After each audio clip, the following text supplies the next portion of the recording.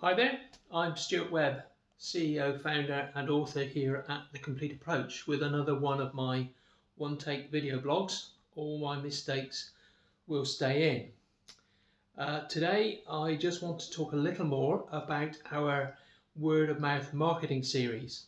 I've included a link in the transcript to the previous blogs if you've not managed to catch up yet. And I want to talk about how people only remember the extraordinary, strange, wild, surprising and unusual. Once again, I'll include a link to some unusual and surprising adverts. You need to make sure your ideas and marketing reflect these reactions. This doesn't mean you have to have a product or service that is completely out of the norm. In fact, you could easily drive customers away if you take that approach. But you do need to have a product or service that is high quality and easily marketable, and then you need to market it as extraordinary and new.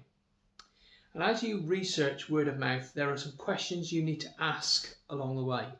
For instance, excuse me, what are the users willing to tell the non-users, so the people they encounter along the way and would want to act as an advocate for your product?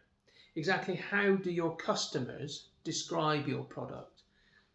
What are the non-users willing to ask the users and have answered? What are the things they need to know but are unwilling to ask? Things like, what happens when these issues are raised? How do you overcome objections? And exactly what do your prospects have to know in order to trigger a purchase? How do you overcome that initial sense of what do they need to do? And then exactly how your customers answer the objections and concerns and qualms of the prospect. Just mentioned that in terms of overcoming objections. And then how do your customers persuade their friends, these people they're talking to, about how to use your product? How do your customers suggest they initially get to know or try your product? Are there free versions? Are there ways of engaging in a low-cost way?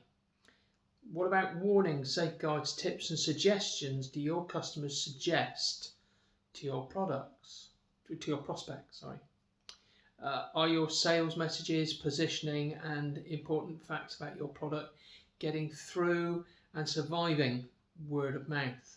Word of mouth is a difficult mechanism for that.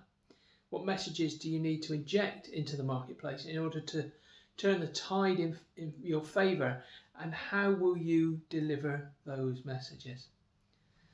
And I guess those are a range of reasons why you want to address word of mouth. Two immediately come to mind, and research about this is so important. It's to get the real impression and feedback from customers. Feedback is absolutely paramount. And then what do you do to define word of mouth itself and the concept it creates? Research around that is very critical.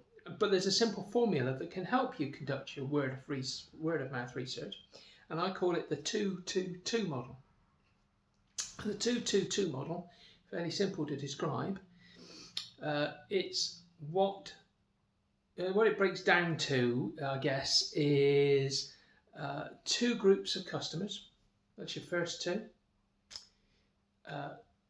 Two focus groups of prospects, and then two mixed groups, enthusiasts and skeptics. Those are the three groups you need to get together in order to be able to sort of do the research. In those groups you need to ask the following questions of them so that you can actually get rounded feedback and understand what they are telling you. So the questions would be something like, what would you tell a friend about the product? How would you persuade a skeptic? And if you've got skeptics in the group, that's easy to get them to articulate. What questions would you anticipate from a skeptic? Once again, the skeptics in the groups would be able to give you this. How would you answer their objections?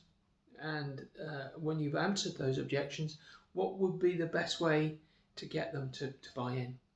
The best way to conduct these sort of groups is by teleconferences. It ensures you get a good variety of demographics and potential customers. It also allows people to feel safe and more able to express their true feelings if they're doing it from their own home or from some safe place they understand.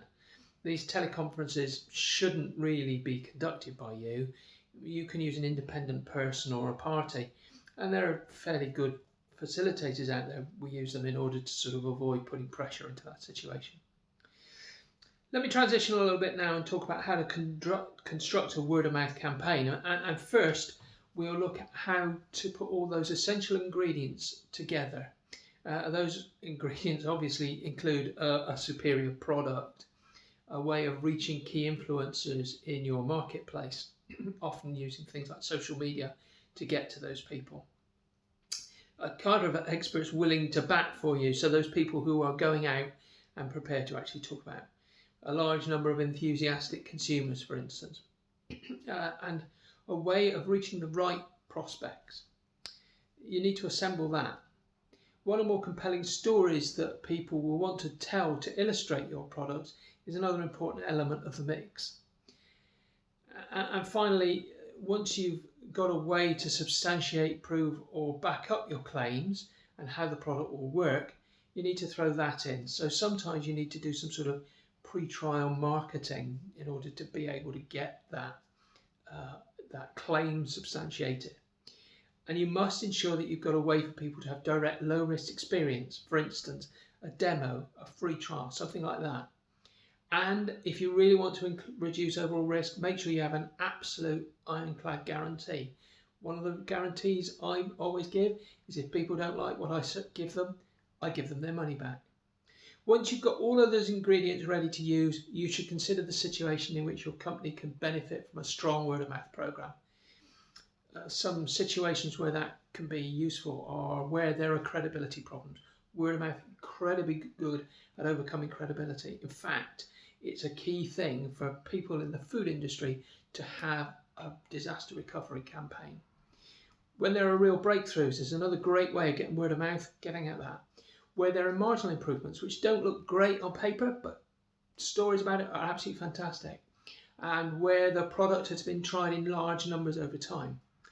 Or another area where word of mouth works really well, where there is a very high risk in trying the product for the first time, such as older, mature products that have a new story to tell that people would largely ignore.